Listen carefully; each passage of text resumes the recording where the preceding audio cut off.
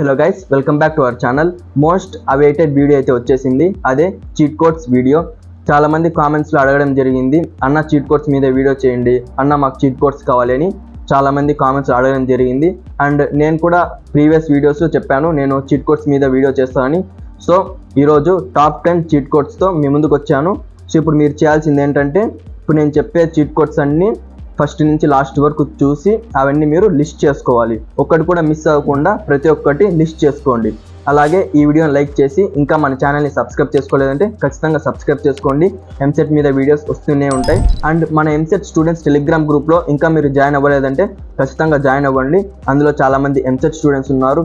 అందులో ఒకరినొకరు doubts clear చేసుకుంటూ అండ్ సపోర్ట్ చేసుకుంటూ చదువుతున్నారు. సో ఇంకా మీరు జాయిన్ అవ్వలేదంటే ఖచ్చితంగా టెలిగ్రామ్ గ్రూప్లో జాయిన్ అవ్వండి. ఇంకా లేట్ చేయకుండా మనం వీడియో అయితే స్టార్ట్ చేద్దాం. ఫస్ట్ వచ్చేసి elimination method or odd one out method. ఇందులో ఏంటంటే మనకి ఇచ్చిన ఆప్షన్స్లో ఏదైనా ఆప్షన్స్ మనకు మిగతా వాటికంటే ఆడ్గా ఉంటాయి, అంటే డిఫరెంట్గా ఉంటాయి, వాటికి వీటికి సంబంధం లేకుండా డిఫరెంట్గా ఉంటాయి. సో వాటిని మీరు ఫస్ట్ ఎలిమినేట్ చేయండి. అవి ఎలిమినేట్ చేసి మిగతా వాటిలో మనం ఆన్సర్ అనేది కనుక్కోవాలి. ఎగ్జాంపుల్గా మీకు ఇప్పుడు చూపిస్తాను. ఇప్పుడు మనకు 4 ఆప్షన్స్ ఉంటాయి, A, B, C, D అని.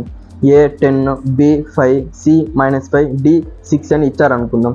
ఇక్కడ మనకు B, C ఆప్షన్స్ చూస్తే ఇక్కడ జస్ట్ సైన్ ఒక్కటి మారింది, బట్ వాల్యూ ఏమో సేమ్గా ఉంది. సో మనకి ఇప్పుడు B, Cలో ఏదో ఒక ఆప్షన్ కరెక్ట్ అయ్యే ఛాన్స్ ఉంది. అండ్ B, Cలో చూస్తే మనకు 5 -5 అని ఉంది కదా. B వచ్చి పాజిటివ్గా ఉంది, C వచ్చి నెగిటివ్గా ఉంది. మనం రిమైనింగ్ ఆప్షన్స్తో కంపేర్ చేస్తే మనకు రిమైనింగ్ ఆప్షన్స్ పాజిటివ్లో ఉన్నాయి. సో మనకు B కరెక్ట్ అయ్యే ఛాన్స్ ఉంది, ఎందుకంటే B పాజిటివ్గా ఉంది. అండ్ రిమైనింగ్ ఆప్షన్స్ కూడా చూస్తే అవి పాజిటివ్లోనే ఉన్నాయి, కానీ C మాత్రం అదొక్కటి నెగిటివ్లో ఉంది.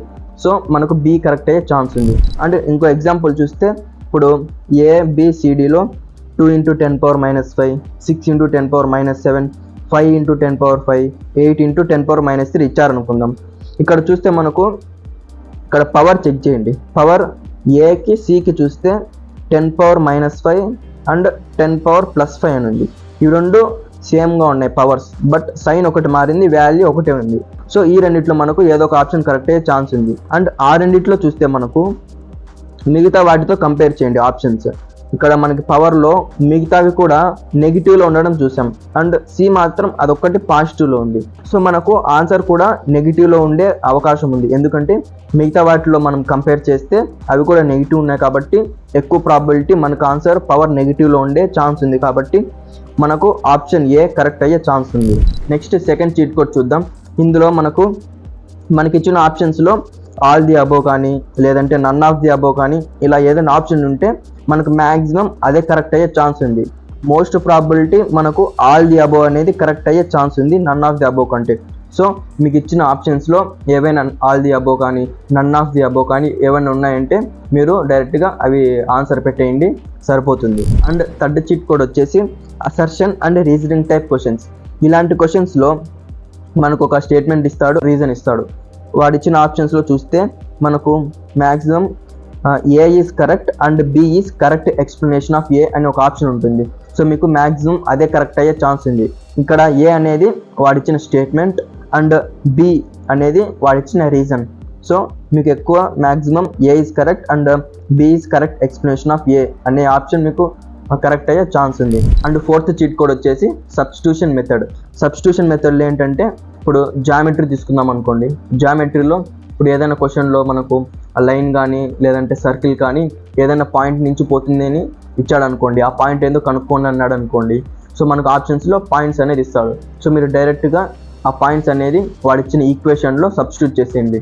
సో ఏదైతే ఈక్వేషన్ అనేది సాటిస్ఫై అవుతుందో అదే మీ ఆప్షన్, కరెక్ట్ ఆప్షన్. సో మీరు అలా జామెట్రీలో అయితే సబ్స్టిట్యూషన్ మెథడ్ అలా యూజ్ చేయొచ్చు. అండ్ ఇంకో ఎగ్జాంపుల్ చూస్తే మనకు ట్రిగ్నామెట్రిక్ ఈక్వేషన్స్లో ఏదైనా ఒక ఈక్వేషన్ ఇచ్చాడు అనుకోండి. ఆ ఈక్వేషన్లో ఉన్న టీటా వాల్యూ కనుక్కోమన్నాడు అనుకోండి. మనకు ఆప్షన్స్లో 4 టీటా వాల్యూస్ అయితే ఇస్తాడు. సో మీరు ఆ ఆప్షన్స్ అనేది మీరు వాళ్ళు ఇచ్చిన ట్రిగ్నామెట్రిక్ ఈక్వేషన్లో అక్కడ సబ్స్టిట్యూట్ చేసి ఆ ట్రిగ్నామెట్రిక్ ఈక్వేషన్కి ఏం ఆన్సర్ వస్తుందో ఒకసారి చెక్ చేయండి.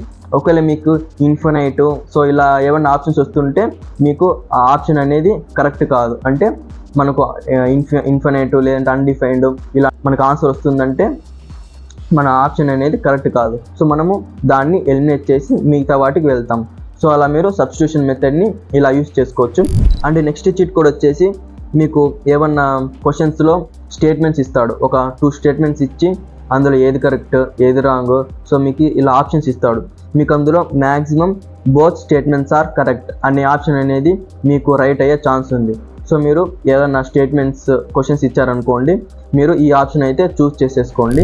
నెక్స్ట్ చీట్ కోడ్ వచ్చేసి మనకు ఆప్షన్స్లో 0 కానీ 1 కానీ ఏమైనా ఇచ్చాడనుకోండి, మీకు మ్యాక్సిమం ఆ ఆప్షన్స్ అనేది కరెక్ట్ అయ్యే ఛాన్స్ ఉంది. సో మీరు మీ ఆప్షన్స్లో ఎక్కడైనా 0 లేదంటే 1 ఇలా ఏమైనా ఉంటే మీరు ఆ ఆప్షన్ అనేది చూస్ చేసుకోండి, మీకు మ్యాక్సిమం అది కరెక్ట్ అయ్యే ఛాన్స్ ఉంది.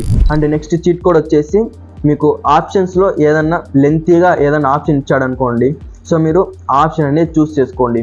ఇప్పుడు 4 ఆప్షన్స్లో మీకు ఒక 3 ఆప్షన్స్ అనేది కొంచెం చిన్నగా ఉంటాయి అండ్ ఒక ఆప్షన్ అనేది లెంతీగా ఉందనుకోండి, మీరు డైరెక్ట్గా ఆప్షన్ చూస్ చేసుకోండి, అది ఎక్కువగా రైట్ అయ్యే ఛాన్స్ ఉంది. సో మీరు ఇలా లెంతీ ఆప్షన్ని చూస్ చేసుకోండి. అండ్ నెక్స్ట్ వచ్చేసి యూనిట్స్ కనుక్కోవడం. ఇప్పుడు ఏదైనా క్వశ్చన్లో మనకు కొన్ని కండిషన్స్ ఇచ్చి ఒక టర్మ్కి ఈక్వేషన్ ఫామ్ చేయండి అని అడిగాడు అనుకోండి, అప్పుడు మనం ఏం చేస్తామంటే ఆ టర్మ్కి ఫస్ట్ ఎస్ఐ సిస్టంలో యూనిట్స్ అనేది రాసి సాల్వ్ చేసుకొని లాస్ట్లో మనకు ఆ టర్మ్కి ఒక యూనిట్ అనేది వస్తుంది, అది రాసి పక్కన పెట్టుకుంటాం. అండ్ నెక్స్ట్ మనకు ఆప్షన్స్లో కొన్ని ఈక్వేషన్స్ ఇచ్చుంటాడు, మీరు అప్పుడు ఏం చేస్తారంటే ఆ ఆప్షన్స్ కూడా ఎస్ఐ సిస్టంలో యూనిట్స్ అనేది రాసి సాల్వ్ చేయండి, లాస్ట్కి మీకు ఒక యూనిట్ అనేది వస్తుంది. ఈ 4 ఆప్షన్స్ యొక్క యూనిట్స్ అండ్ వాడిచ్చిన క్వశ్చన్లో కనుక్కోమన్న టర్మ్ ఉంటుంది కదా, ఆ యూనిట్స్ ఒకసారి చెక్ చేయండి, ఏదైతే ఈక్వల్ అవుతుందో అదే మీకు కరెక్ట్ ఆన్సర్. ఇప్పుడు ఎగ్జాంపుల్గా ఒకటి చూద్దాం. ఇప్పుడు మీకు క్వశ్చన్లో ప్రెషర్ కనుక్కోమన్నాడు అనుకోండి, ప్రెషర్ అంటే ఏంది, ఫోర్స్ బై ఏరియా. ఫోర్స్ అంటే మాస్ ఇంటూ యాక్సిలరేషన్ అండ్ డినామినేటర్లో ఏరియా ఉంటుంది. మీకు mass into acceleration by area అంటే మాస్ వచ్చి ఎస్ఐ సిస్టంలో KG units and acceleration metres per second square and area వచ్చేసి మీటర్ స్క్వేర్.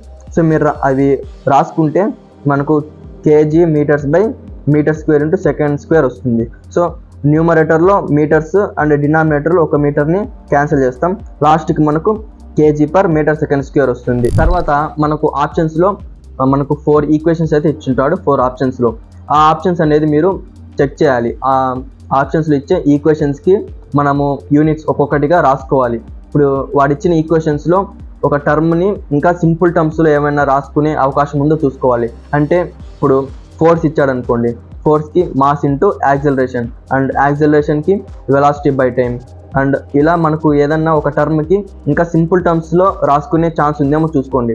అలా ఈక్వేషన్ అనేది సింపుల్గా మనం మార్చుకుంటూ సాల్వ్ చేసుకుంటూ వచ్చి లాస్ట్కి మనము వాటికి యొక్క ఎస్ఐ యూనిట్స్ రాసుకొని ఏమైనా క్యాన్సిల్ ఉంటే క్యాన్సిలేషన్ చేసి మనం లాస్ట్లో వచ్చే యూనిట్స్ అనేది రాసుకోవాలి. ఆ యూనిట్స్ని మనం క్వశ్చన్లో అడిగిన టర్మ్ యొక్క యూనిట్స్ చెక్ చేసుకోవాలి, కంపేర్ చేసుకోవాలి. ఆ రెండు ఏదైతే ఈక్వల్ అవుతుందో ఆ ఆప్షన్ అనేది మనకు కరెక్ట్ అవుతుంది. సో మీరు ఇలా యూనిట్స్ మెథడ్ యూస్ చేసి ఆన్సర్ అయితే కనుక్కోవచ్చు. మనకి ఈ మెథడ్ అనేది ఎక్కువగా ఫిజిక్స్లో యూజ్ అవుతుంది. అండ్ నెక్స్ట్ వచ్చేసి ఇది ఒక టిప్ లాంటిది. ఏంటంటే మనకు ఈచ్ సబ్జెక్ట్లో మనకు ఫస్ట్లో కానీ అండ్ లాస్ట్లో కానీ కొన్ని క్వశ్చన్స్ అనేది డిఫికల్ట్గా ఇస్తాడు. సో మీరు మిడిల్ నుంచి క్వశ్చన్స్ అనేది స్టార్ట్ చేయండి. ఫస్ట్ లైక్ 15th క్వశ్చన్ నుంచి కానీ 20th క్వశ్చన్ నుంచి కానీ మీరు అక్కడి నుంచి స్టార్ట్ చేయండి. సో మీకు మనకు మిడిల్లో ఎక్కువగా ఈజీ క్వశ్చన్స్ అనేది ఉండడం జరుగుతుంది. కాబట్టి మీరు మిడిల్లోంచి స్టార్ట్ చేయండి. అప్పుడు మీకు ఈజీ క్వశ్చన్స్ చేస్తారు కాబట్టి మీకు కొంచెం రిలీఫ్ ఉంటుంది. సో మీరు ఇంకా మిగతా క్వశ్చన్స్ అనేది ఈజీగా ఏం టెన్షన్ లేకుండా మీరు ఆన్సర్ అయితే చేయగలరు. ఇప్పుడు లాస్ట్ చీట్ కోడ్ ఏంటో చూద్దాం.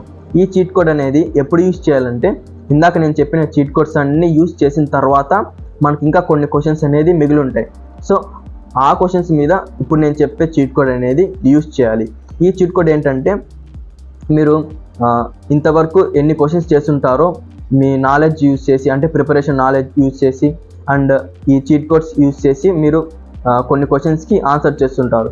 సో ఆ క్వశ్చన్స్ అన్నిటికీ ఆప్షన్స్ ఒకసారి కౌంట్ చేయండి. అంటే ఏ ఎన్ని పెట్టారు, బి ఎన్ని పెట్టారు, సి ఎన్ని పెట్టారు, డి ఎన్ని పెట్టారో ఒకసారి కౌంట్ చేయండి. అందులో మీకు ఏ ఆప్షన్ అయితే కౌంట్ తక్కువగా ఉందో మీరు లాస్ట్లో మిగిలిన క్వశ్చన్ ఆ ఆప్షన్ అనేది పెట్టుకుంటూ వెళ్ళిపోండి. మనకు ఏబిసిడిలో ఒక్కొక్క ఆప్షన్ 40, 40, 40, 40 ఉంటాయని నేను చెప్పట్లేదు, కానీ ఆ రేంజ్లోనే కొన్ని ఎక్కువ కొన్ని తక్కువగా ఉంటాయి. సో మీరు పెట్టిన ఆప్షన్స్లో ఏదైతే తక్కువ కౌంట్ ఉందో అది మనం లాస్ట్లో మిగిలిన క్వశ్చన్స్లో అది జస్ట్ అదొక్క ఆప్షన్ మనం పెట్టుకుంటూ వెళ్ళిపోతే మనకు మ్యాక్సిమం అవి కరెక్ట్ అయ్యే ఛాన్స్ ఉంది. సో మీరు ఇలా చీట్ కోడ్స్ అయితే అప్లై చేయండి. అండ్ ఈ మెథడ్స్ అన్నీ ఖచ్చితంగా వర్క్ అవుతాయా అంటే కొన్ని క్వశ్చన్స్కి వర్క్ అవుతాయి అండ్ కొన్ని క్వశ్చన్స్కి వర్క్ అవ్వకపోవచ్చు. బట్ మీరు ఇవన్నీ అప్లై చేస్తే ఖచ్చితంగా మార్క్స్ అయితే గెయిన్ చేసుకోగలరని అయితే నేను చెప్పగలను. ఇప్పుడు నేను చెప్పిన చీట్ కోడ్స్ అన్నీ మీరు ఎగ్జామ్లో అప్లై చేస్తే మీరు ఈజీగా 25 to 30 మార్క్స్ అనేది గెయిన్ చేసుకోవచ్చు. అండ్ ఈ చీట్ కోడ్స్ అనేది ఎప్పుడు అప్లై చేయాలి? ఫస్ట్ మీ క్వశ్చన్ పేపర్లో మీకు వచ్చిన క్వశ్చన్స్ అన్నీ ఆన్సర్ చేసిన తర్వాత మిగిలిన క్వశ్చన్స్కి ఈ చీట్ కోడ్స్ అనేది అప్లై చేయాలి.